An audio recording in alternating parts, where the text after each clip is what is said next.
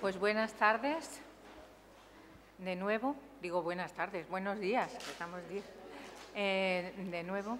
Y queríamos seguir esta mañana, después de la brillante intervención del señor rector inaugurando el curso con la primera conferencia, continuar con la exposición de la doctora Mar Álvarez Segura, que va a tratar sobre psiquiatría y espiritualidad y un subtítulo que es El desafío del receptor psicoespiritual del amor. Ya veremos que eso tiene un contenido muy hondo, como ya se ve por el nombre. La doctora Mar Álvarez Segura tiene una formación como psiquiatra de adultos en el Hospital Gregorio Marañón de Madrid y como psiquiatra infantil en el Bellevue Hospital de Nueva York. Es del equipo de investigación desde la farmacogenética, ha trabajado en equipos de investigación desde la farmacogenética a estudios sobre efectos de la violencia a nivel psicológico, todo esto en la Universidad de Nueva York. Actualmente trabaja como psiquiatra infantil en el Hospital Sant Joan de Déu de Barcelona, en la unidad de testigos de violencia doméstica, y es profesora de personalidad en psicología de la Universidad CEU Abad Oliba, también en Barcelona. Además, y esto es un ámbito muy importante, muy interesante que está desarrollando, es investigadora del Rielo Institute for Integral Development, enfoque psicoético para dar respuesta a distintos tipos de la indigencia humana, bueno, como son la pobreza, la inmigración, la violencia a la que están estas personas sometidas, ¿no? Entonces, como ven, es un ámbito muy importante y muy de actualidad, toda esta necesidad de abordar estos graves problemas, graves cuestiones de los seres humanos. Entonces, les dejo con la doctora Mar Álvarez. Yo, antes de empezar, de verdad que agradecer enormemente la invitación a este encuentro que realmente, como ha explicado muy bien el doctor Agustín Moratalla, en estos momentos actuales es un verdadero desafío, ¿no? Poner en diálogo disciplinas como es la antropología y la mística y en lo que a mí concierne, poner en diálogo la psiquiatría con la espiritualidad, que quizá hace años esto era impensable y se vivía incluso hasta como una ofensa, ¿no? Agradecer sobre todo a la Fundación Fernando Rielo por esta intrepidez y por este desafío en el que pone a tantos intelectuales en encuentros, en espacios como estos que, como muy bien ha dicho anteriormente el rector de la universidad, es tan necesario, ¿no? Bueno, yo, como no es propiamente un ámbito, digamos, de la salud mental, sino que esto es un encuentro interdisciplinar, enfocado, os voy a hacer un recorrido, yo creo que es muy interesante que veamos lo que está significando, primero, hoy en día, todo el tema de la espiritualidad en psiquiatría, que hasta hace 20 años eran dos disciplinas que no se hablaban, o sea, se estaban totalmente una a espaldas a la otra. Luego, a través de dos casos prácticos, intentaremos ver cuál es el dinamismo interior de la persona que puede explicar de alguna forma por qué estas dos disciplinas ahora están relacionadas y se influyen unas a otras, ¿no? Y por último os explicaré, creo que es muy interesante ver el desafío que puede suponer dentro del modelo que voy a exponer el receptor psicoespiritual del amor para todos los procesos de recuperación o de restauración o de realización de la persona. Bueno, empezamos por el primero. Lo que yo os decía es, a mí me llama mucho la atención que ahora tú vas a cualquier congreso de psiquiatría, incluso congresos norteamericanos, y ya hay un espacio exclusivo dedicado al tema de la espiritualidad. Son dos disciplinas que hasta hace poco estaban totalmente en compartimentos estancos. La ciencia pura, como psiquiatría, no es de toda una ciencia pura, pero bueno, está en el campo de las ciencias con quizá lo más opuesto, que es la espiritualidad. Pues cada vez hay más espacios para esto, no solo a nivel de los congresos, sino que la investigación en los últimos años ha habido un crecimiento exponencial de todo este tipo de investigaciones y llegando además a conclusiones que son muy favorecedoras. Desde un punto de vista puramente empírico y midiendo los datos, se está viendo que la espiritualidad es muy efectiva para la salud mental, que es realmente un promotor de salud mental. Y aquí os he recogido algunos de los estudios que son más actuales y que más refuerzan esta idea, ¿no? Por ejemplo, es muy interesante ver que a pesar de la descreencia imperante que parece que hay en el discurso global, ¿vale?, en la televisión, en los medios de comunicación, aparece esta investigación que dice que el 90% de la población mundial está involucrada en algún tipo de práctica religiosa. 90%. ¿Vale? No solo eso, sino que luego, cuando se va mirando los efectos de la práctica religiosa, llama mucho la atención de que todo lo que son cuadros afectivos, por ejemplo, pues indudablemente hay una mejoría de la sintomatología cuando hay creencias religiosas en las personas que cuando no las hay. Además, todo lo que tiene que ver con tasa de suicidios, también se ve que cuando hay creencias religiosas, pues la tasa de suicidios también es mucho menor. Y encima disminuye, digamos que la vivencia espiritual disminuye los síntomas de ansiedad y de miedo en muchos pacientes. Bueno, así hay muchísimos estudios. Yo os he puesto aquí para que veáis el efecto protector que no solo desde la espiritualidad se promulga, sino que ya desde la ciencia, desde la salud mental, se acepta que tiene la espiritualidad. Por ejemplo, incluso en pacientes con esquizofrenia, que son pacientes muy dañados desde el punto de vista de la salud mental, es de las enfermedades más graves, pues presentan mayor integración y menor tasa de suicidio y consumo de sustancias. Y además, en el campo del consumo de sustancias, se ve que las personas religiosas, en el área de las adicciones, consumen menos y se recuperan mejor. Podríamos presentar muchos más datos. Hay muchos más y la verdad que la balanza siempre se va, casi siempre, a los efectos positivos, aunque es verdad que hay algunos estudios que también destacan algunos efectos negativos que se podrían incluso cuestionar porque interpretan que cualquier tipo de sentimiento de tristeza es negativo. Entonces, en un enfoque adecuado que analiza bien la calidad de estas experiencias, interpretar que siempre la tristeza es algo negativo no tiene ningún sentido. Hay momentos de duelo que lo conveniente es estar triste, incluso hasta deprimirse, pero los estudios no tienen claro el enfoque o la calidad, no solo la cantidad de la experiencia, sino la calidad, pues los resultados a veces son un poco ambivalentes.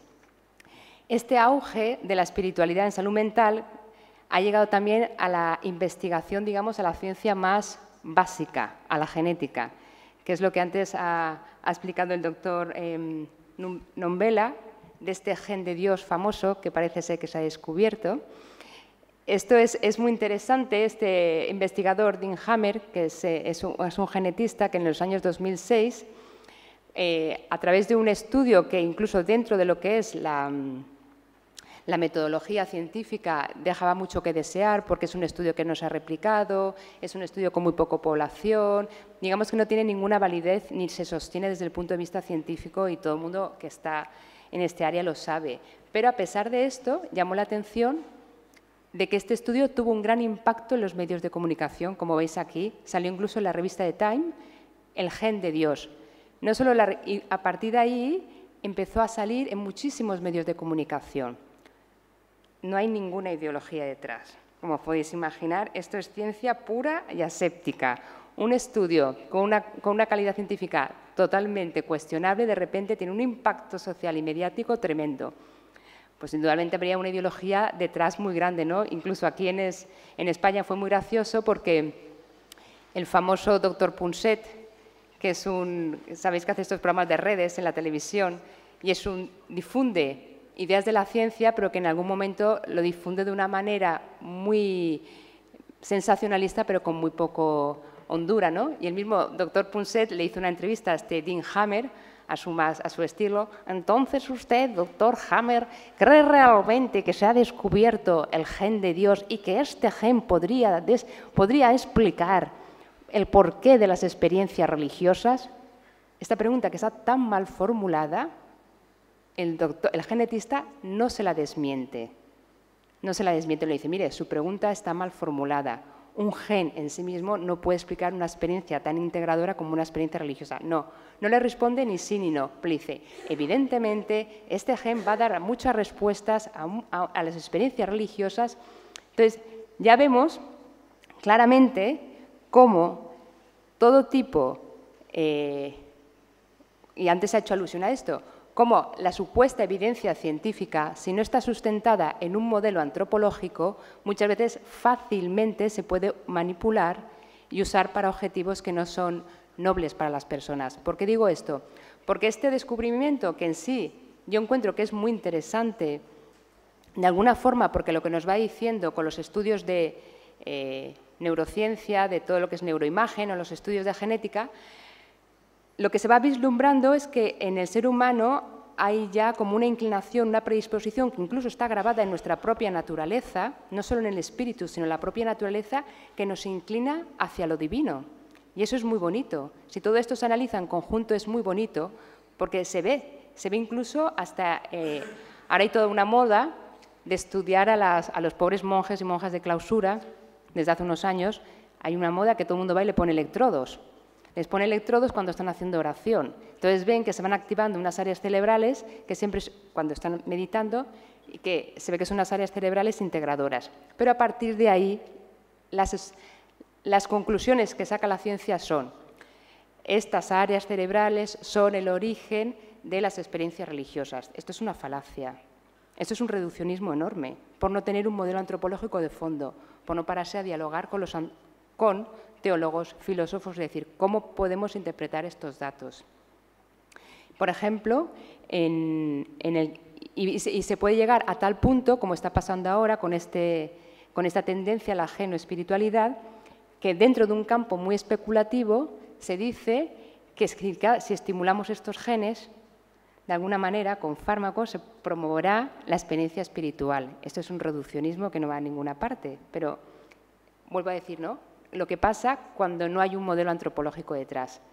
En esta misma línea, por ejemplo, es muy interesante estudiar en todo lo que son lazos afectivos, la creación del vínculo emocional en el ser humano. Se ha visto que cuando se crean lazos afectivos, sobre todo en la primera infancia, hay un aumento de una sustancia que se llama la oxitocina, que le llaman la sustancia del vínculo. Entonces, se ha intentado, en casos en que hay carencias emocionales, dar esta sustancia y así se pretende que se restablecerá el vínculo. Estamos otra vez en lo mismo. Intentar dar respuesta a una relación tan compleja como una relación cálida, afectiva, casi de amor, solo aplicando una medicación, una hormona en un momento dado, es no entender la complejidad del acto del ser humano y quedarte en cosas, bueno, pues que no funcionan. Se ha visto que no por dar oxitocina compensa las carencias afectivas que puede tener en un momento dado un niño en un ambiente totalmente desestructurado. La realidad humana es mucho más compleja y, gracias a Dios, desborda la neuroquímica, desborda la neurociencia y desborda hasta la farmacología, ¿no?, porque el ser humano es mucho más global. Pero estos estudios me parece muy interesante y es un poco lo que voy a coger como hilo conductor, que sí que está ya en salud mental, ya está, digamos, aceptado, que yo creo que esto es un punto, que la espiritualidad es un factor protector, ya está aceptado y ya empieza a promoverse, ¿vale? Los mismos psiquiatras pues promueven que la gente haga prácticas religiosas, lo que antes, unos años atrás, podía verse como una cosa incluso anticientífica.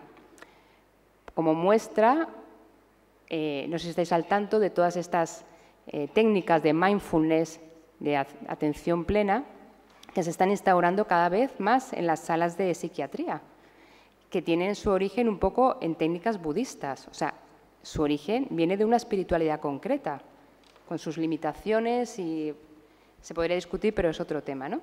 Pero el tema de fondo es la espiritualidad, y es lo que hoy quería un poco traerlo aquí con vosotros en un círculo que hay muchos más antropólogos, que yo creo que es lo interesante para que se suscite un debate, ¿no? Al final, el planteamiento es la espiritualidad es un factor protector porque aparece como una motivación más en el ser humano, como si tú promueves en un momento dado en personas valores sanos, como puede ser la familia, el esfuerzo, el trabajo. Todo esto seguro que también actúan como factores protectores. O sea, ¿actúa como un factor motivador más o es que realmente hay una intervención directa de lo divino en lo humano? O sea, ¿penetra lo divino la naturaleza humana y nuestras facultades al punto de potenciarlas? Y si es así, ¿cómo? ¿Cómo? Esto le interesa muchísimo a la psiquiatría. ¿De qué manera, no? Pongo esta frase de Rielo porque me parece muy inspiradora como metáfora de lo que acontece a nivel psicoespiritual, ¿no? El espíritu es al alma lo que la brisa al paisaje, ¿no? O sea, que ahora veremos cómo sí que efectivamente el espíritu tiene una relación directa con el alma, se proyecta en ella y potencia ciertas facultades, si se hace de una determinada manera, ¿vale? Creo que es muy plástica esta imagen porque la brisa cuando penetra en un paisaje, cuando entra, el paisaje, incluso los árboles, pueden cambiar hasta de orientación. Cuando la brisa continuamente va sacudiendo las hojas, va sacudiendo los árboles, puede cambiar hasta de orientación una planta. Y lo que estaba hacia el sur, ahora aparecerá hacia el norte. Y en el norte le da más el sol y florece de una determinada manera. Entonces, con el espíritu pasa algo igual. Se es capaz de proyectarse en nuestra naturaleza humana, en nuestra psicología, y a partir de ahí potenciarla. Pero es un espíritu, es una brisa especial. Es una brisa que refresca. Es una brisa que huele a pino verde y a salitre. Aquí los de Valencia sabrán bien a qué brisa hago referencia.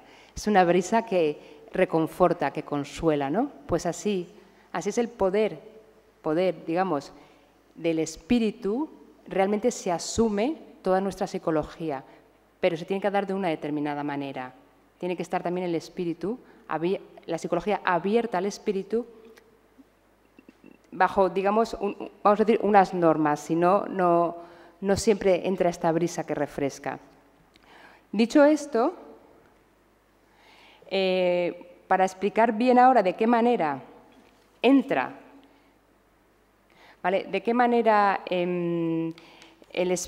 lo divino entra en las facultades del alma y son capaces de potenciarlas, sí que voy a usar un modelo de Rielo, de Fernando Rielo, que creo que es muy ilustrativo y creo que es también un desafío al momento actual para poner en comunicación, para poner en diálogo a disciplinas que hasta ahora estaban totalmente separadas, como es la psicología, la espiritualidad o la psicología y la ética. Fernando Rielo hace una propuesta de crear una disciplina nueva que se llama psicoética, que es bajo la que explico esto que ahora os voy a exponer, que dice que es necesario crear una nueva disciplina, ¿vale?, que haga síntesis entre la psicología y la ética, pero fundamentadas estas dos en una antropología o en una mística. Está haciendo como una concepción mística casi de la psiquiatría, casi propone, ¿no? Se podría hacer concepción mística de todo. Concepción mística de la antropología, concepción mística de la arquitectura, concepción mística de la microbiología, aquí de todo. Entonces, él lo que propone es esta ciencia que le llama psicoética y concretamente en esta exposición yo lo que me adentraré son los dinamismos internos que se dan bajo esta ciencia psicoética, los dinamismos que se dan entre las psicoespirituales. No iremos tanto a analizar en un momento dado la conducta o el comportamiento de una persona, sino entender qué dinamismos psicoespirituales hay detrás y cómo se pone en relación esta psicología con el espíritu, ¿no? Entonces, dos conceptos, hay muchas novedades en este nuevo modelo. Adentrarnos en él exigiría casi un curso entero y no es el objetivo de estas jornadas.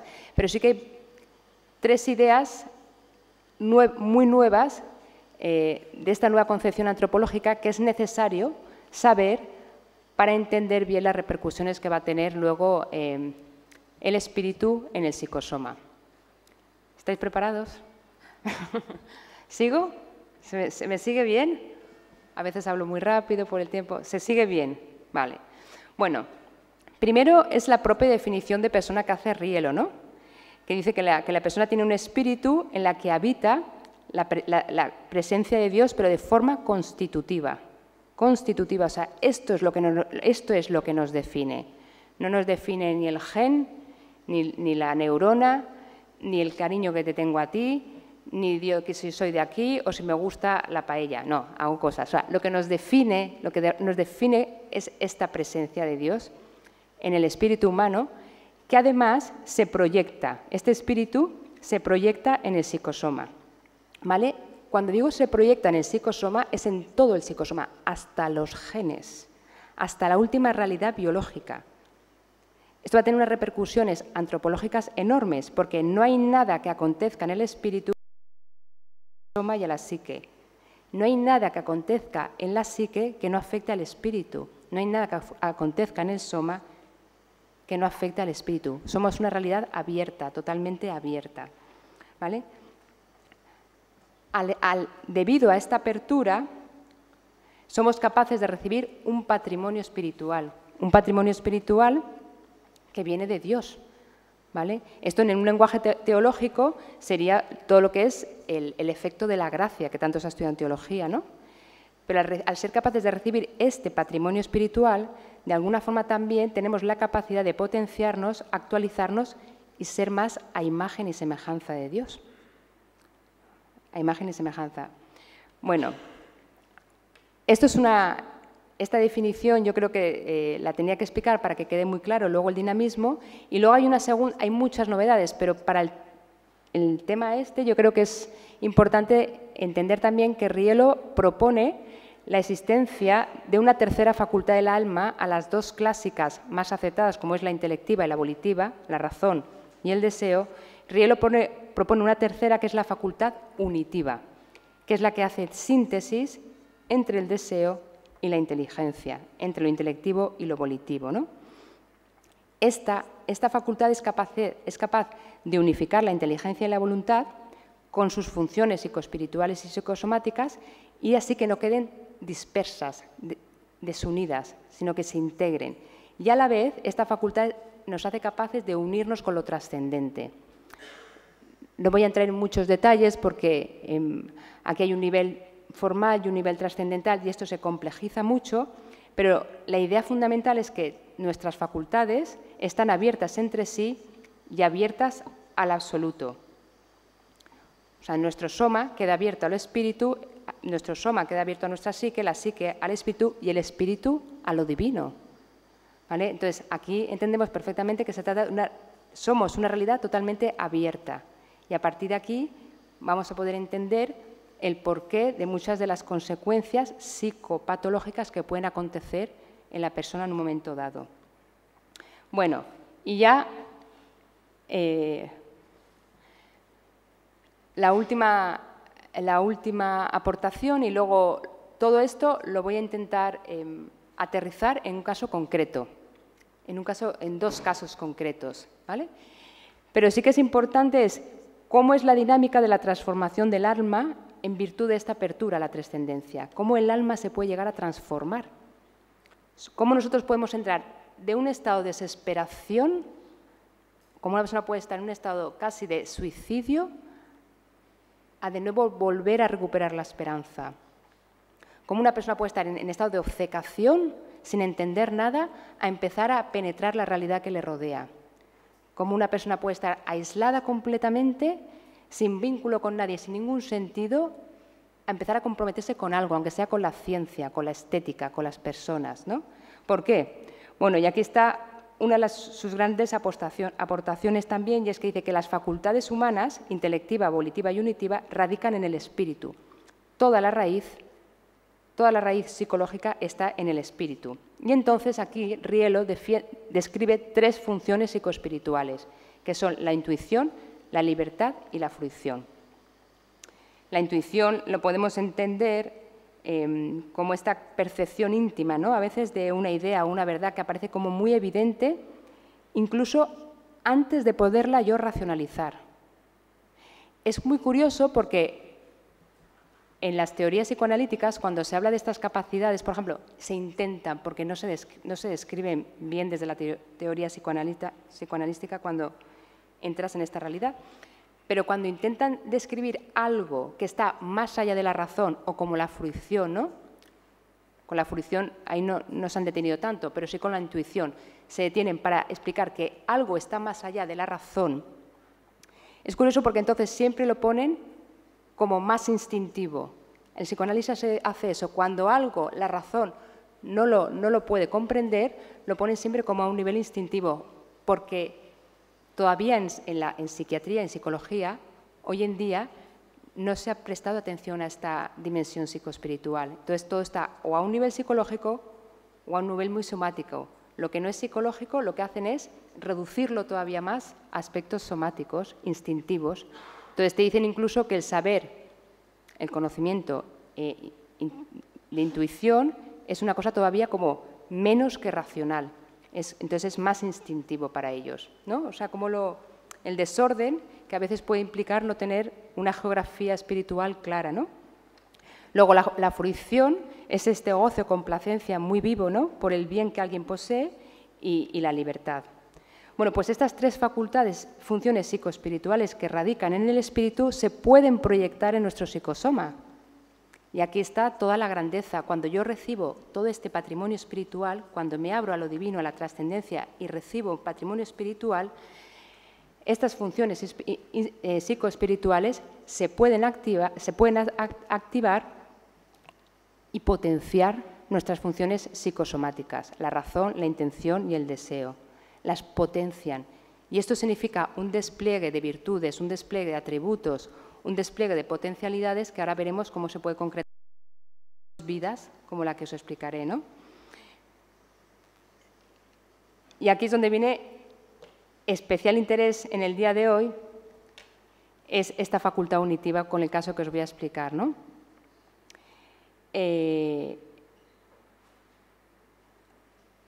A estas funciones psicoespirituales, Rielo dice que primero tiene unos receptores espirituales que le llama creencia, amor y expectativa. Son receptores capaces de aprender, de absorber, digamos, toda esta riqueza, este patrimonio espiritual. Y estos son universales, están en todas las personas, no importa el credo, la raza, las creencias religiosas, no importa, son receptores universales. Y cada uno de estos receptores universales es capaz de poner en marcha estas funciones psicoespirituales que a la vez abren la razón, la intención y el deseo a lo infinito con lo que ello conlleva, porque si yo abro mi razón al infinito, captaré más a la manera en que Dios capta. Si abro mi intención o mi deseo a la voluntad divina, captaré más y podré entender más cómo Dios siente. Y esto, poco a poco, va a ir potenciando nuestra propia naturaleza, ¿no? Aquí es muy interesante porque vemos que claramente que la naturaleza, como antes decía muy bien el doctor, ¿no? Como don, pero también como tarea. Nosotros también tenemos aquí una tarea, somos parte activa en la potenciación de esto que se nos es dado, no solo parte receptiva, porque aquí vemos una tercera facultad, que es la libertad. Y la libertad nos pone a nosotros también como parte activa de todo este proceso. No es algo pasivo, que yo me quedo mirando las estrellas, contemplando la belleza y me llega todo. Hay una parte activa de apertura, de recepción, y esta es la facultad, la función psicoespiritual de la libertad, que cuando se activa, cuando se abre al amor, entonces es cuando también la intención es capaz de recibir todo lo que significa la unidad divina, ¿vale? Pongo especial énfasis en esta facultad, esta función psicoespiritual de la libertad, porque voy a analizar dos casos, que es el de dos personas que estuvieron en un campo de concentración, que en este aspecto lo vivieron muy distinto según, de alguna forma, cómo hicieron uso de esta facultad psicoespiritual del amor, cómo se posicionaron con su libertad ante lo que estaba aconteciendo. Son dos casos muy prácticos que yo creo que es una suena un poco raro, pero creo que es de una gran riqueza que uno de ellos haya sido un psiquiatra, a pesar de la tragedia que supuso los campos de concentración, porque claro, al ser psiquiatra nos lo ha dejado escrito con un rigor que a nosotros ahora, los psiquiatras, a mí personalmente cuando lo leo digo, ¿cómo ha sido capaz de poner unas palabras tan precisas y tan bien insertadas, ¿no? en todo este proceso, tan finas para describir lo que le estaba aconteciendo interiormente, ¿no? Es una suerte y nos ha permitido mucho a los psiquiatras hoy en día pues poder ahondar mucho más en toda esta riqueza psicoespiritual. Él no le llamaba así, pero cuando tú lo vas leyendo, la correspondencia es enorme.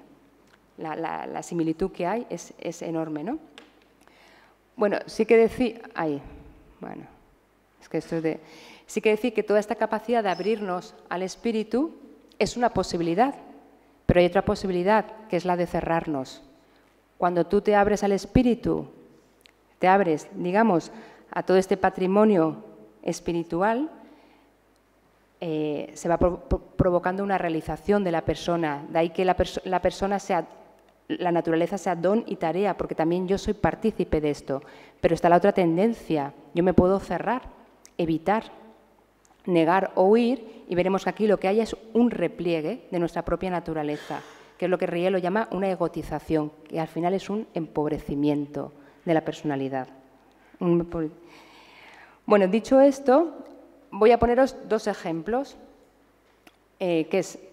todos conocéis a Viktor Frankl, habréis leído seguro muchos de vosotros El sentido de la vida, y luego tenemos a Primo Levi, que era un químico que también estuvo en un campo de concentración. Frankl, como sabe, era un psiquiatra, neuropsiquiatra, que ingresa en un campo de concentración con 37 años.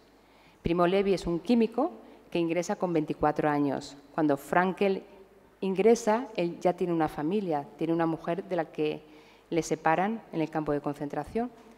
Primo Levi entra soltero y sin familia. Los dos nos han dejado un legado precioso al escribir sus testimonios. Viktor Frankl con El sentido de la vida y Primo Levi como ¿Qué cosa es el hombre? O ¿qué es el hombre? Que también hace una descripción muy minuciosa de todos los procesos internos por los que pasaban los prisioneros de los campos de concentración. Y ahora iremos viendo cómo cada uno lo describe y, en un momento dado, la diferencia de posturas que hay en cada uno de ellos y esto en lo que deriva, en lo que puede derivar en su propia persona. Os voy a leer textos literales, porque qué mejor que coger un texto literal de un psiquiatra que ha pasado por una experiencia así, para que entendamos sobre todo, ya lo sabemos, pero que estamos en una situación de extrema crueldad. Estamos en una situación de extremo sinsentido y estamos quizá en uno de los momentos de mayor barbarie, que son los campos de concentración. O sea, situaciones de una deshumanización extrema. Frankl, para que vayamos captando el impacto que va teniendo todo esto en la propia psicología de cada uno de ellos, lo empieza explicando así. En el momento del ingreso, nos despojaban de todas las pertenencias, incluidos los documentos personales. A los oficiales y los funcionarios del campo solo les importaba el número de prisionero, un número que generalmente le tatuaban en la piel y además le obligaban a coser en la pernera de sus pantalones, en su chaqueta y en su abrigo. Los guardias jamás preguntaban por el nombre de nadie. Levi explica una experiencia muy parecida de esta manera. Desaparecieron así en un instante, a traición, nuestras mujeres, nuestros padres, nuestros hijos. Casi nadie pudo despedirse de ellos. Los vimos un poco de tiempo como una masa oscura en el otro extremo del andén, luego ya no vimos nada. No tenemos nada nuestro. Nos han quitado las ropas, los zapatos, hasta los cabellos. Si hablamos, no nos escuchan, y si nos escuchasen, no nos entenderían. Nos quitarán hasta el nombre, y si queremos conservarlo, deberemos encontrar en nosotros la fuerza de obrar de tal manera que detrás del nombre algo nuestro, algo de lo que hemos sido, permanezca. Bueno, en todos estos párrafos yo creo que se va palpando claramente el estado interior en el que quedaban los prisioneros. Sin ninguna capacidad de respuesta y con un ambiente de extrema humillación, violencia y crueldad, vamos a ir viendo, y según las descripciones de ellos, cómo el alma, la psicología, empieza a replegarse en sí, se queda replegada, se queda como en el estado más degradado, o sea, totalmente, en vez de abierto con toda su potencialidad, vamos a ir viendo cómo la psicología se va replegando. Es lo que Rielo a este proceso le llama egotización. Claro, en este caso se trata de una egotización por una expresión, unos condicionantes externos enormes. O sea, se trata casi hasta de un mecanismo de defensa en estos momentos. No le quedaba otra cosa a las personas que estaban allí, porque por la barbarie que se estaba pasando, ¿no? Por la amenaza a la vida que suponía. Quiero, de alguna forma, es muy interesante, vamos a ver aquí que los tres receptores, lo que era la creencia, la expectativa y el amor, que son los receptores universales, espirituales, en este caso, por todos estos condicionamientos externos y esta presión, vamos a ir viendo cómo de alguna forma se van degradando y en vez de creencia estamos en una situación de que a las personas no les queda más que verse sumidos en una increencia. En vez de una expectativa, las personas en los campos de concentración se ven sumidos en una desesperanza y en vez de un amor se pervierte y lo que se ven sumidos es víctimas de una crueldad extrema.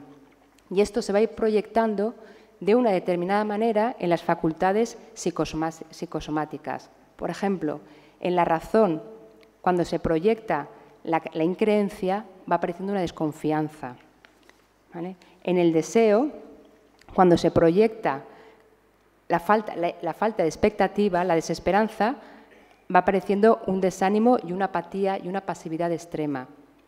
Y en la intención, cuando se proyecta la crueldad en vez del amor, lo que vamos a ir viendo es una indiferencia, actitudes de indiferencia y de rechazo extremo. Os lo leo en palabras de ellos mismos. Dice Frankel: al principio, el prisionero cerraba los ojos ante las marchas de castigo de otros grupos, incapaz de aguantar la imagen de sus compañeros de cautiverio correr de arriba abajo durante horas, hundidos en el fango, azuzados por los golpes de los capos. En unos días o semanas la personalidad se transformaba.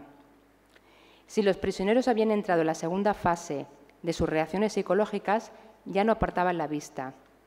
Alcanzando este grado de adaptación al campo, sus sentimientos se embotaban y contemplaban impasibles estas escenas. Apáticos e indiferentes podían seguir mirando. Repugnancia, piedad, indignación y horror eran emociones vedadas en la psicología del prisionero. Incluso él, en un momento dado, llega a afirmar que los cadáveres tendidos a mi alrededor de piojos no me perturbaban ya lo más mínimo. La apatía, dice él, el síntoma típico de esta fase, actuaba como un mecanismo de defensa. La realidad se desvanecía ante nosotros. El mundo emocional se amortiguaba y todos los esfuerzos se concentraban en una única tarea: conservar nuestra vida y la vida de nuestros camaradas amigos. Aquí vamos viendo, ¿no?, cómo le ponen palabras a todo este proceso psicosomático de degradación que Rielo explica.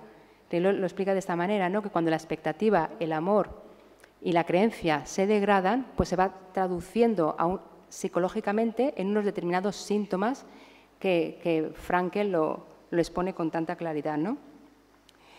Hay que pensar que todo este proceso de degradación puede llegar a tal punto que incluso las funciones psicológicas puede parecer que se inhiban, ¿no? Y en este aspecto hay una psiquiatra, Judy Herman, que durante muchos años ha estudiado los efectos de la violencia, sobre todo la violencia sexual y lo que son los procesos de cautiverio. Y ella misma dice que hay un momento que hay una supresión del pensamiento. Dice, y Levi, el propio Levi, Primo Levi, lo describe de esta manera. En los inicios de su internamiento lo expresa así: ¿cómo vamos a pensar? No se puede pensar ya. es como estar ya muertos. ¿Veis? Como claramente se ven como todas estas capacidades entran en un estado de replegamiento, de pobreza, degradación, que en este caso hay unos condicionantes externos pues, extremos. Aquí se ve muy bien el proceso de inversión que hay, el proceso patológico de inversión al que se le somete a las personas que estuvieron en los campos de concentración. Habíamos dicho antes que la naturaleza humana, lo que hace el espíritu es que es capaz de asumir el psicosoma. Cuando lo asume, lo potencia, de alguna forma lo hace cada vez más divino. El espíritu asume las facultades del alma y lo puede divinizar. Esto está explicado muy bien, esto lo explican muy bien los místicos, ¿no? Cómo se van divinizando las capacidades del alma y haciéndose cada vez más a imagen y semejanza de Dios. En estos casos, lo que vemos es que el proceso es inverso. Es el complejo psicosomático el que acaba asumiendo al espíritu, ¿vale? Y lo puede llegar a asumir a unos extremos, pues que vemos consecuencias como las que estoy explicando, ¿no? Que las facultades quedan mermadas a lo mínimo. Y aquí es cuando, en estas situaciones, vamos viendo que se despierta cada vez más funcionamientos más automáticos e instintivos, ¿vale? Porque las capacidades psicoespirituales quedan asumidas por el psicosoma. Entonces, lo que guía muchas veces ya no es el espíritu, sino que puede ser incluso capacidades muy instintivas. Esto lo explica muy bien Frankl. Él dice que hay un momento en los campos de concentración que se desciende a un nivel vital, primitivo y casi animal. Literalmente, dice, cuenta como caso paradigmático de esta deriva el hecho de recurrir incluso al canibalismo. Ahí se ve muy claro, o sea, todo el espíritu queda atrapado en un momento dado por un instinto, todo, que en este caso se trata de un instinto de supervivencia, por supuesto. Él dice que la pérdida de la voluntad, la pérdida de la capacidad de pensar, la pérdida incluso de la capacidad de comprometerte, de unirte con algo, llegaba a tal extremo en que incluso se perdía la voluntad de vivir y se cometían muchísimos suicidios, ¿no? Que ya es como cuando ya todo este sistema claudica de alguna forma. Dicho esto, voy a acabar en 10 minutos. Lo que os voy a explicar ahora es el papel que tiene en este momento el amor como receptor espiritual, que así lo define Rielo. Para él el amor es un receptor psicoespiritual. Lo digo porque en todos estos procesos de degradación es importante entender que bajo este modelo, aunque pueda haber una inhibición extrema de estas facultades, nunca se aniquilan. O sea, el espíritu humano nunca queda aniquilado. Por eso siempre cualquier situación extrema puede llegar a ser un desafío. Y aquí es lo que voy a explicar. El desafío vive Viktor Frankl gracias a esta capacidad psicoespiritual, este receptor psicoespiritual del amor. Rielo dice que el amor es el acto por excelencia del ser humano, porque lo potencia y engrandece, porque incluye, sorprende y soporta, porque dialoga, comunica y pacifica. Esto lo dice en un libro que se llama Conciencia y Neurosis, que está todavía inédito. Y además hace esta afirmación tan tajante. Toda presión, ya sea psicológica, caracteriológica, medioambiental, puede ser desafiada y desconcertada. Cualquier acto de humildad o sencillez, cualquier acto de generosidad o salida de uno mismo para unirse con el otro, desborda todos los condicionantes, poniendo al ser humano en camino de su realización. Y aquí es donde vamos a ver el aspecto crucial dentro de esta situación tan extrema, cómo un momento dado Viktor Frankl hace un pacto con el infinito, hace un pacto con lo divino, más o menos explícito, ¿vale? Y cómo su personalidad se potencia y el legado que nos deja.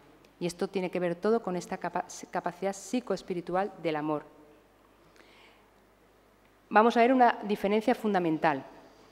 Y es que veíamos que la libertad es la que radica, la libertad, vemos que la función psicoespiritual de la libertad radica, de alguna forma, es la que activa la intención, ¿vale? Y aquí vamos a ver una diferencia fundamental entre estos dos personas, porque hay un momento en toda esta vivencia extrema de desesperación que Viktor Frankl se posiciona, ¿vale? Y asume la libertad. Y Primo Levi la evita. Primo de Levi claudica ante esta situación. ¿Cómo se ve? Pues, palabras también textuales de ellas. Porque Primo Levi lo que hace para entender toda esta barbarie es que por supervivencia, por desesperación, desprecia la propia libertad. Y lo que hace es dar un valor extremo al factor suerte. Dice que es capaz, de alguna forma, de sobrevivir en los campos de concentración puramente por la suerte. Y así lo describe. Él mismo dice: es una suerte que hoy nos sople el viento. Es extraño que de alguna manera se tiene siempre la impresión de tener suerte, de ser cualquier circunstancia, tal vez infinitesimal. Nos sujeta junto al abismo de la desesperación y nos permite vivir. Llueve pero no sopla el viento, o tal vez llueve y sopla el viento. Pero sabes que esta tarde te toca a ti el suplemento de potaje y entonces también hoy encuentras fuerzas para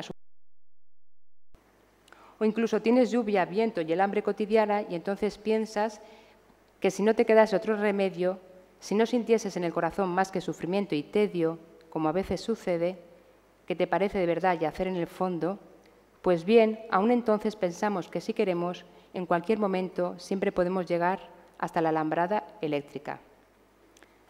A lo largo de su escrito sí que vemos que él atribuye su supervivencia al factor que más lo atribuye es al factor suerte. Y esto se contrapone de una manera muy clara con la lectura que hace Frankl, porque Frankl reivindica, en una situación de cautiverio extrema, reivindica su propia libertad, la propia potestad de no quedarse atrapado en la indiferencia y así arranca un sentido al sinsentido mayor. De ahí el gran desafío de toda la obra de este hombre. Él mismo lo explica así. Dice, las experiencias de la vida en un campo demuestran que el hombre mantiene siempre su capacidad de elección. Los ejemplos son abundantes, algunos heroicos. También se comprueba cómo algunos serán capaces de superar la apatía y la irritabilidad. Y ahora dice, el hombre puede conservar un reducto de la libertad espiritual, de independencia mental, incluso en aquellos crueles estados de tensión psíquica y de indigencia física. Y es precisamente esta libertad interior la que nadie nos puede arrebatar. Claro, ahora lo oímos con todos estos años de distancia y con toda nuestra experiencia de distancia y te puede parecer más o menos sorprendente, pero que alguien hable en estos términos en una situación de cautiverio tan humillante es realmente, como mínimo, a mí me desborda, incluso me desconcierta, ¿no? Digo, ¿qué le está pasando a este hombre interiormente para arrancar, para ser capaz de hacer una afirmación de este calibre, ¿no? Y aquí es lo que hace Frankl. Con esta capacidad, esta libertad, la asume y la abre al amor y se posiciona ante la realidad que le toca vivir, ¿vale? La capacidad, o sea, se posiciona y acepta esta situación extrema, ¿vale? Pero no de cualquier manera, sino que es capaz de agrupar la voluntad y la inteligencia al amparo del amor, que es lo que le permite arrancar un minúsculo sentido a su existencia en un momento en que no había ningún sentido alrededor.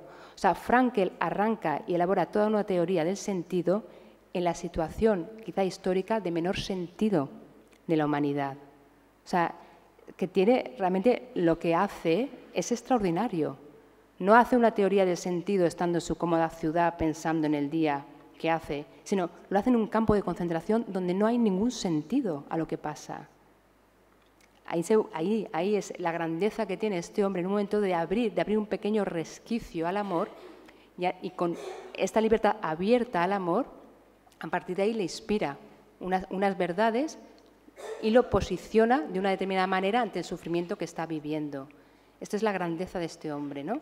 Por eso quería reforzar tanto como esta facultad psicoespiritual del amor, que además él luego lo veré, lo explicita claramente, que todo estriba en esta capacidad de amar, ¿no? Y además, luego veremos toda esta reflexión que hace del sentido, que ahora no quiero entrar tampoco, pero le lleva incluso a ver que en estas situaciones de alguna forma entiende también como el sufrimiento como una capacidad de redención, ¿no? Bueno, eso es toda la teoría de Viktor Frankl, de la teoría del sentido, él ha desarrollado toda una terapia que se llama logoterapia y tiene que ver con esto. El acto del espíritu, en las jornadas, en el folleto de las jornadas lo decía, ¿no? Como la experiencia mística como una experiencia que potencia y que es integradora. Y aquí lo vamos a ver muy concreto en la vida de Viktor Frankl, porque esta experiencia que él tiene de abrirse, ¿vale? De abrir, de activar, de abrirse al infinito, de abrirse a Dios de alguna forma y activar esta capacidad psicoespiritual del amor, tiene una repercusión muy coherente en cómo se relaciona con los demás. Esto no es solo una cuestión abstracta que lo deja al margen de las relaciones personales, sino que Frankl, a partir de esta actitud, se va a relacionar de una forma muy concreta con los demás, y es a través del compromiso, ¿vale? Él mismo lo dice, cuenta una experiencia que estando en el campo de concentración le piden ir a tratar a unas personas que tienen tifus. Él era médico y él sabía el peligro que corría, pero él afirma: me pareció más sensato intentar ayudar a mis compañeros como médico que vegetar o perder la vida en un trabajo improductivo o inútil. O sea, la correspondencia que tiene en el trato con los demás, vemos que hace toda esta experiencia realmente una experiencia integradora y de unidad. Es lo que de fuera también le da tanta belleza a toda esta actitud de Viktor Frankl, ¿no? Incluso él cuenta, hay un momento dado que le dan la oportunidad de irse a otro campo de concentración, que era más un poquito de reposo, porque él era médico y, bueno, por circunstancias convenía que siguiera vivo, ¿no? Y él se niega a ir, dice que no, que prefiere quedarse en el mismo, porque se sentía responsable de muchos enfermos que había en el campo de concentración. Dice que cuando toma la decisión, se lo cuenta así a sus compañeros: salí a toda prisa y le comuniqué a mi amigo que no me marcharía. Tan solo con decirlo, con expresar mi inquebrantable resolución de permanecer junto a mis enfermos, desapareció mi inquietud interior. Desconocía lo que nos depararía los días por venir, pero gané en íntima paz, una paz que jamás había experimentado antes. Lo que Frankl describe como una huida interior, él lo llama así, aquí vemos claramente que se trata de un restablecimiento de este vínculo ontológico de unión con los demás y con Dios, y que esto solo puede suceder gracias al amor. Vamos a ver ahora la otra postura, que siendo también muy comprensible desde el punto de vista humano en situaciones de desesperación, nos puede ayudar a entender el trágico desenlace de esta persona, que sabéis que se suicida. Primo Levi se suicida una vez es liberado de los campos de concentración. Aquí lo que vemos es que en reiteradas situaciones hay una clara exposición por parte del autor de aceptar cualquier tipo de posibilidad de cambio en la situación en que le toca vivir, ¿vale? Claudica a ejercer su propia potestad a una situación extrema, y lo que hace es totalmente abandonarse a la suerte que le toca vivir, ¿vale? En él no encontramos ninguna reflexión equiparable a toda la construcción que realiza Frankl sobre la importancia de trascender la propia supervivencia y de encontrar un sentido que permita soportar la situación.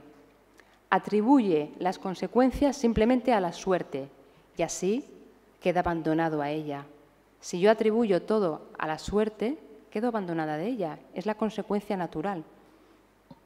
Y además, en el caso de Levi, las conductas sociales descritas anteriormente adquieren un matiz distinto, porque él ve las relaciones humanas que entabla en el campo de concentración, hay varios textos al respecto, que no os lo voy a leer, pero siempre los considera como rivales. A lo largo de su existencia sale el campo de concentración, pero se puede entender cómo la desesperación se va de alguna forma apoderando de su existencia hasta el fatal desenlace del suicidio, años después de su liberación. Aquí vemos como toda la expectativa y toda la libertad, ¿vale?, de alguna forma se van degradando y acaban sumidos en la máxima desesperación y la pasividad, porque al final el suicidio no deja de ser el resultado final de una desesperación extrema y de una también pasividad, ¿no?, o una huida. Bueno, pues en estos dos casos se ejemplariza muy bien la diferencia entre ambas posturas, ¿no? El ser humano se encuentra con este dilema que o asume su libertad en el amor o se despersonaliza si no lo asume.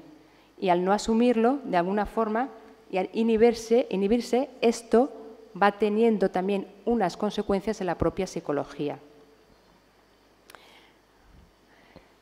Ya para acabar, añado, yo creo que esta aportación que hace Rielo a lo que ya dijo antes Viktor Frankl, ya han dicho antes otros psiquiatras, muchos psiquiatras han hablado ya del sentido y la dirección. Y el propio, bueno, empezando por Viktor Frankl, ¿no?, hace toda una teoría que es la necesidad del ser humano de encontrar dirección y sentido, ¿no?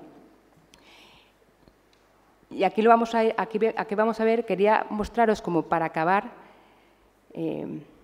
esta exposición, para ver cómo esta búsqueda de dirección y sentido queda completada por lo que diría Rielo, que es también la experiencia de unidad. O sea, cómo todo acto de amor abierto a lo trascendente, ¿vale?, no solo dan dirección y sentido, sino que dan unidad a la experiencia, unidad a todos los niveles, ¿vale?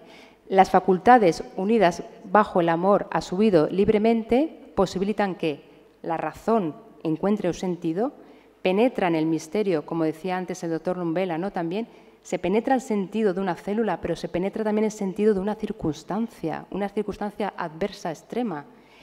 Y cuando se penetra, ahí puedes encontrar algo de verdad mucho mayor que tu propio juicio, que tu propia capacidad te puede dar a entender. Pues en estas situaciones la razón encuentra un sentido, su voluntad encontró una dirección que le hizo comportarse de una determinada manera en un campo de concentración que no tenía nada que ver cómo se comportaban otros compañeros. Vemos que estas facultades, por el amor, quedan totalmente sintetizadas, unidas entre sí, la voluntad y la razón, y además unidas al absoluto. Y aquí quizá también está una cosa preciosa, ¿no?, que es como hay una correspondencia entre esta unidad entre las facultades psicoespirituales, la unidad con el absoluto y luego la unidad en las dimensiones en las que se expresa el ser humano. El ser humano tiene 3 niveles, alma, cuerpo y espíritu, pero luego hay unas dimensiones y hay una dimensión social. Y esta unidad también se extrapola a esta dimensión social que hace claramente que Frankl adopte un compromiso extremo, incluso de exponer su propia vida y de quedarse en un campo de concentración teniendo la opción de evitar tanto sufrimiento sin sentido, ¿no? Pues lo quería un poco para que captemos cómo todo acto del espíritu, cómo todo acto de apertura del psicosoma al espíritu siempre es en el ser humano una potenciación y es una experiencia integradora, que el alma queda totalmente gobernada por el espíritu, ¿no? Hay una expresión muy bonita de personalidad de Pío XII que está mucho en sintonía con esta también definición de Rielo, que él habla de la persona como la unidad psicosomática en cuanto gobernada y dirigida por el alma espiritual, ¿no?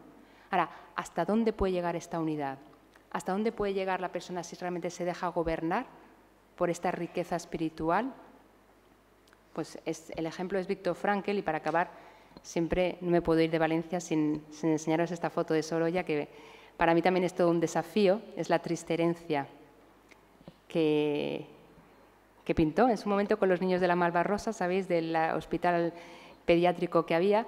Siempre la pongo porque yo trabajo en un hospital de los Hermanos San Juan de Dios, y cuando veo las plantas actuales de pediatría, las plantas de traumatología, y veo el desafío que supuso para estos hermanos cuando todavía no había ninguna innovación, ningún conocimiento médico, y lo que ha llegado a ser hasta ahora, pues a mí también me desconcierta lo que es capaz de hacer el amor en las personas y todo en las obras también que realizan. Y nada más, yo sí, con todo gusto, responderé las preguntas que... Bueno.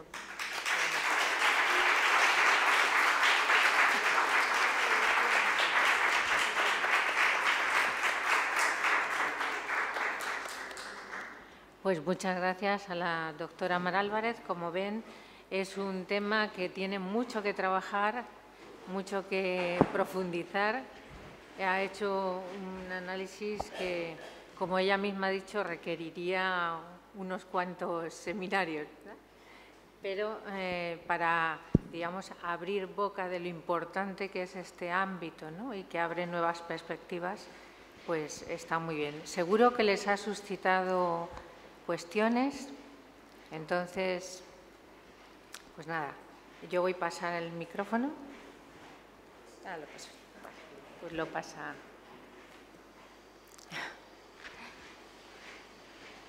Javier. Muchísimas gracias por su conferencia tan inspiradora. Le quería preguntar decía que la espiritualidad, ¿no?, se puede influir en todo el tema psicosomático. Y ahora mi pregunta es que nosotros hemos sido creados a un orden, ¿no?, a un orden muy concreto, que nosotros llamamos Dios. ¿Hemos sido creados? A un orden muy concreto, que nosotros llamamos Dios. Entonces, ¿sería igual de eficaz si respondiéramos con una espiritualidad que no fuera correspondiente a este orden, como por ejemplo sería el Reiki actualmente, por ejemplo? O, por ejemplo, también con técnicas de meditación, con técnicas orientales, ¿se podría alcanzar lo mismo? Muchas gracias.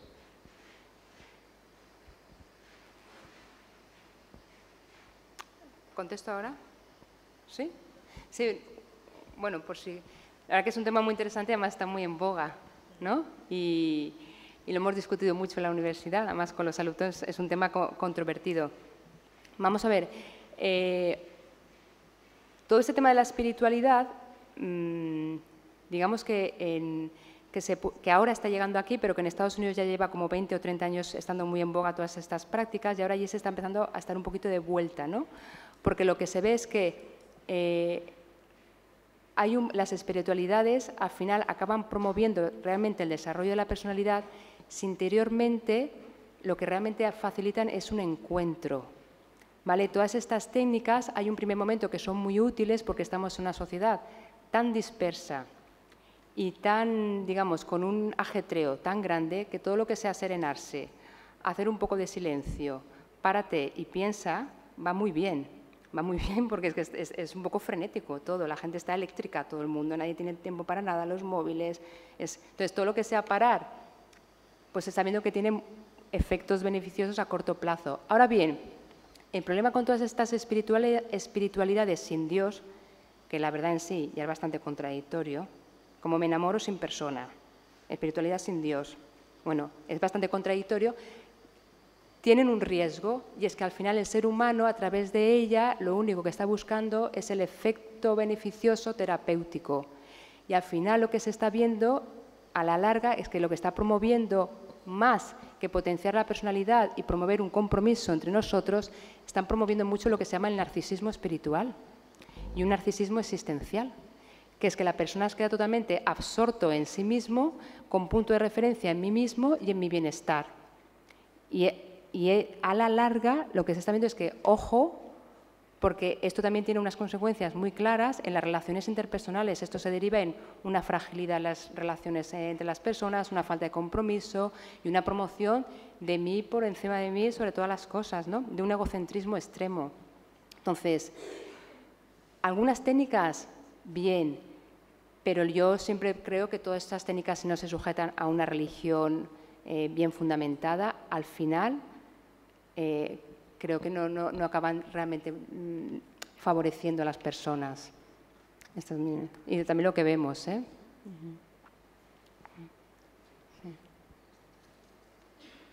Sí, hola, muchas gracias por la conferencia. Me ha parecido muy interesante el planteamiento antropológico espiritual de Rielo, cuando, si no lo he entendido mal, partiendo del uso más cotidiano de las facultades, se da ese proceso unitivo que nos sirve, digamos, de llave o de acceso de puerta a la dimensión espiritual, ¿no? Pero sí que me he fijado que Rielo articula esas facultades sobre todo en la razón y en la voluntad. Y me gustaría preguntarle si en el planteamiento de Rielo o si él lo comenta en algún otro sitio, qué ocurre con la dimensión afectiva, ¿no? ¿La dimensión? Afectiva. Afectiva. Con el aspecto emocional o sentimental humano tan importante y que tanto tiene que ver a su vez con el ejercicio de la razón y de la voluntad, ¿no? Sí. Yo he simplificado mucho este esquema porque este esquema es mucho más complejo, porque de las funciones psicosomáticas se desprenden psicosomáticas subsumentes, y aquí es donde está todo, la emoción, la vida afectiva, se van desprendiendo de todas estas, pero quedan incluidas. Por ejemplo, todo lo que sería el mundo de los sentimientos están incluidas en las funciones psicosomáticas de la voluntad o el deseo, y todo lo que tiene que ver con las emociones pertenecen a la función psicosomática de la razón. Pero es que esto es mucho más complejo. Yo lo he intentado simplificar al máximo, pero están ahí también, pero dentro de este orden. Vamos a decir que hay una jerarquía y un orden, ¿vale? Y estos son funciones psicosomáticas subsumentes. ¿Sí? Aquí los antropólogos me dicen que sí, o este no es mi... Yo aquí deslizo un poco, ¿eh? Sí. No sé si hay alguna pregunta más. Yo quería hacerte alguna. En primer lugar, hoy hablamos de teoría de las inteligencias múltiples. Y entonces, ¿podemos hablar de inteligencia espiritual? Igual que hay inteligencia social, emocional, etcétera. ¿O es redundante porque en el concepto de inteligencia tomado en serio ya está lo espiritual? Es decir, la tesis de que existe una inteligencia espiritual distinta de la inteligencia, pues parece que no tiene fundamento. Quería saber tu opinión. Y en segundo lugar, hay una cuestión muy interesante cuando hablamos del tema de las relaciones entre espiritualidad y psiquiatría, y es si lo único que nos interesa es la sanación para el bienestar, y si no cabe una sanación para la militancia, el compromiso y la actividad política. Porque claro, tú dices, visto desde el punto de vista terapéutico está muy bien, pero también es muy importante plantear la espiritualidad en clave de la acción política, porque sin militancia, sin contemplación, no hay acción. No sé. O sea, en esta última pregunta entiendo que hay gente que también está usando estas técnicas para de alguna forma ser más efectivo en el campo. Ah, claro, claro. Yo es que lo que conozco por la parte que me corresponde es la gente que lo usa sobre todo para un bienestar físico, psicológico, pero sé que se está usando también en muchas empresas para conseguir mayor efectividad dentro siempre de lo que es como conseguir un mayor autocontrol. Pero estamos en lo mismo, al final no deja de ser una instrumentalización de la espiritualidad que tiene sus efectos aparentemente beneficiosos de la persona que lo ejerce. Ahora, dentro de una perspectiva más global, yo creo que se está haciendo un flaco favor a las personas. Si realmente esto nos integra en un encuentro con el otro, en un compromiso con el otro, desde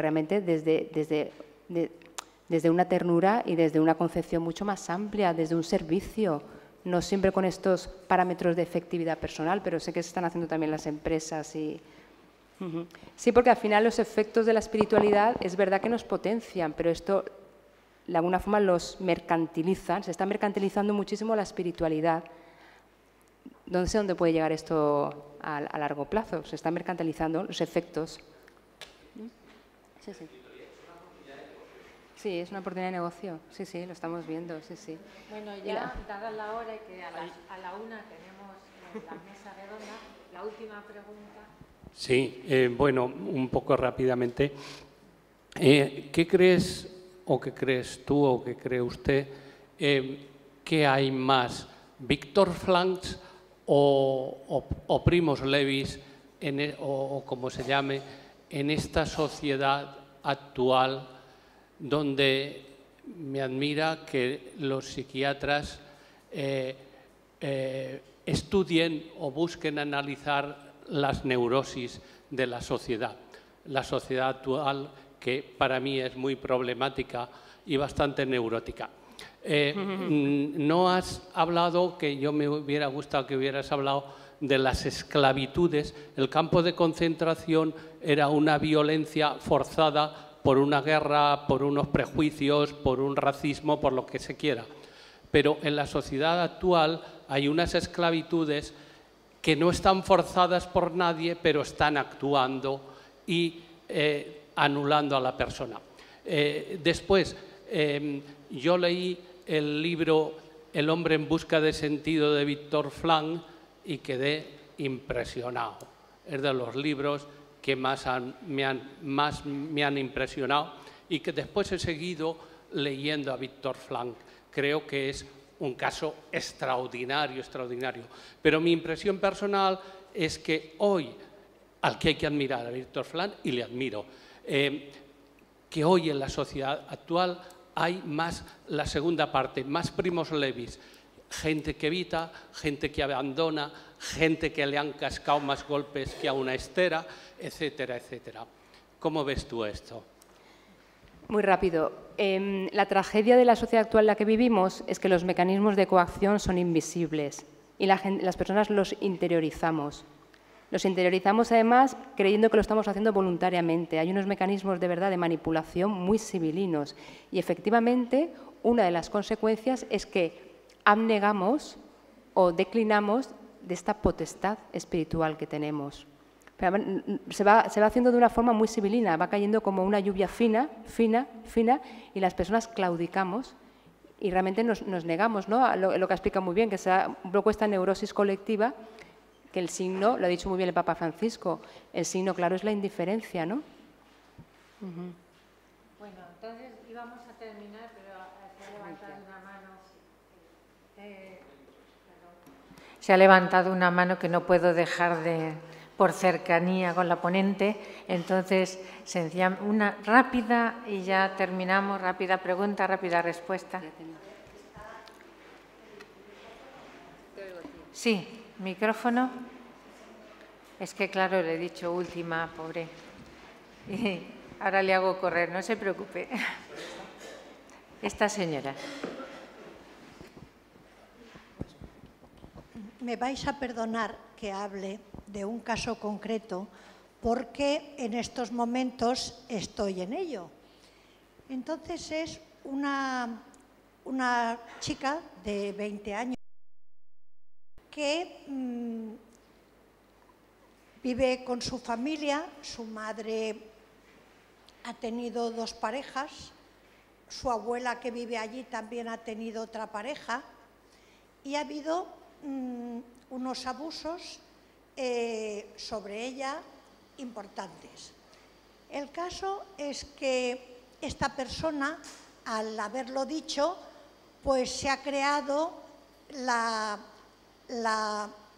el enfrentamiento con todos, con los mayores, con su madre, con el que vive ahora con ella, con la madre, bueno, el caso es que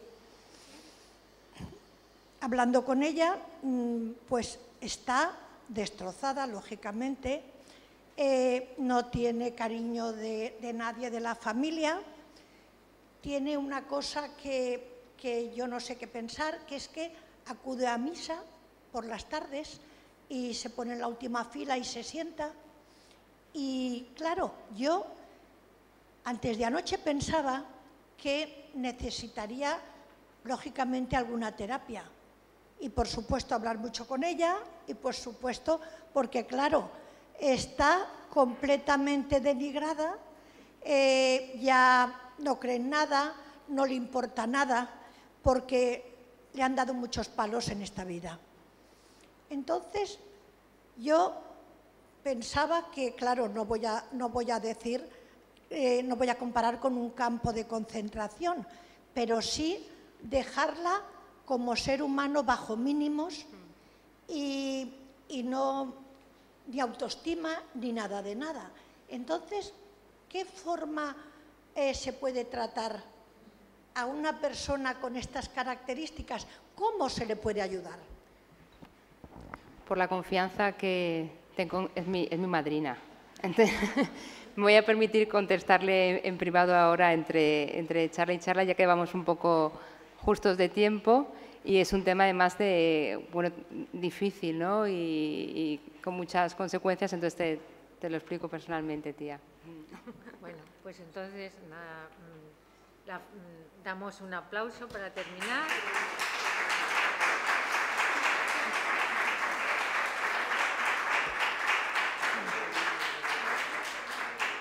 Y convocamos a los componentes de la mesa.